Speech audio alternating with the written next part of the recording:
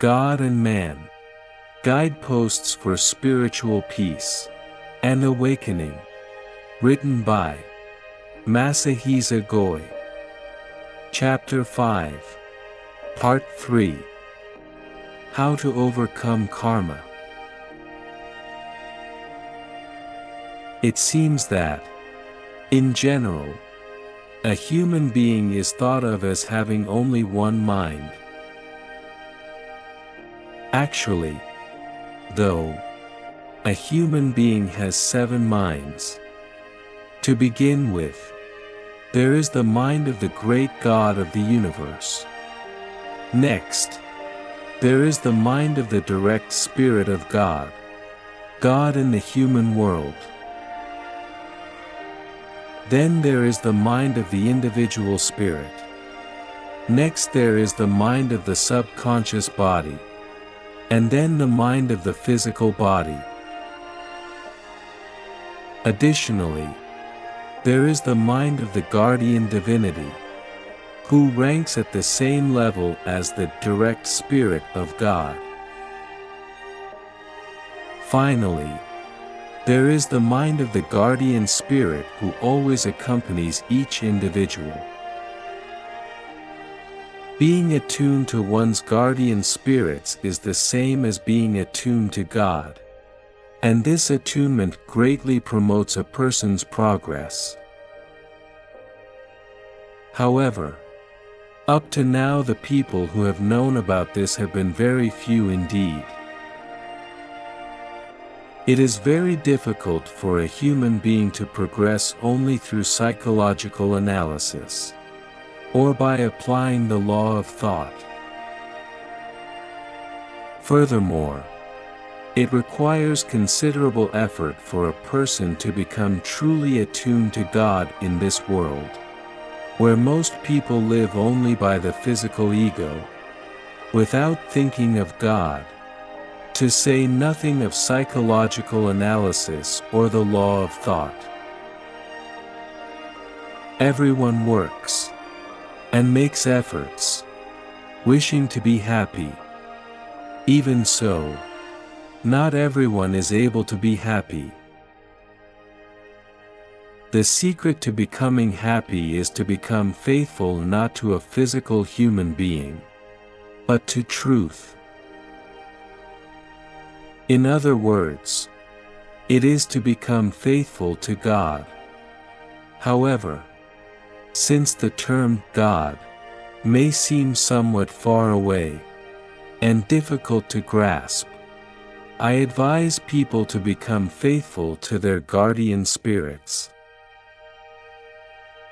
In most cases, one's guardian spirits are the spirits of one's ancestors.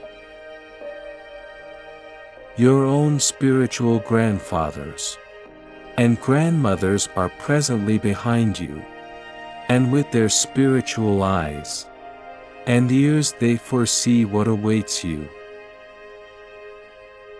They are always guiding you away from a dark path, toward a bright one. This is just the same as when the parents of a small child hold its hand, leading the child this way or that. However, physical parents do not know their child's future, not even 1 minute from now. On the other hand, one's guardian spirits know very well what events will occur in their descendants' future, and they are always working to guide him or her toward greater and greater happiness. The future circumstances of an individual are formed through the following process. First, each person's thoughts are recorded in his or her subconscious body. Then the various substances needed for projecting the recorded thoughts into the physical world are naturally arranged, tentatively constructing an initial pattern in the subconscious world. In due course of time, The pattern formed in the subconscious world will surface in one's actual physical environment, triggered by the person's thoughts in the physical world, which act as an indirect cause. If there were no adjustment made by the guardian spirits, the mistakes in one's thoughts would become manifest, just as they are in one's circumstances in the present world. If not for the work of the guardian spirits, each person's environment in this phenomenal world would become an exact replica of what the person had thought. In other words, people who have pure thoughts would manifest pure surroundings. People who have unclean thoughts would manifest unclean surroundings. Those whose thoughts are filled with hatred would manifest a world filled with hatred. Those who have thoughts of stealing would manifest a world in which they steal and are stolen from. Those who have lonely thoughts would manifest lonely surroundings in their future. This is the law of karma. However, the thoughts I have referred to here are not from one lifetime, lasting only 50 or 60 years in this physical world. They are thoughts that have accumulated through many lifetimes, perhaps 3, 5, 10, or more, covering a period of several hundred years, several thousand years, or tens of thousands of years. Those accumulated thoughts become manifest in this world, turning successively into indirect causes, triggers, then into effects, then again into new causes, which touch against other indirect causes, and produce other new effects.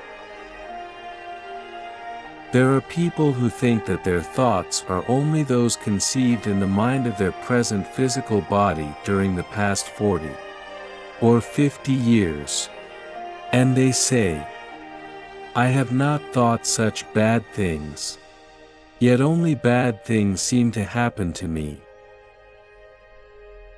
Other people say, "I am always thinking that I would like to get married, but I still have not been able to do so.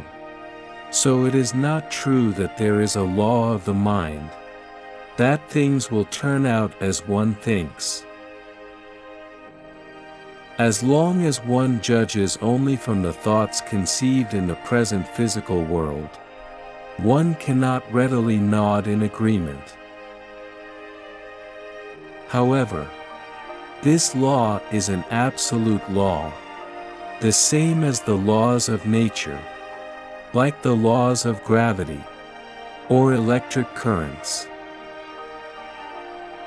What one thinks will become manifest without fail.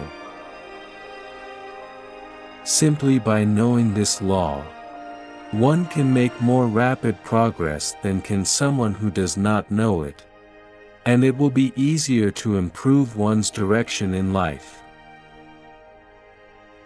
However, if this law is wrongly applied, one may instead hurt oneself and others. What one has thought will surely manifest itself.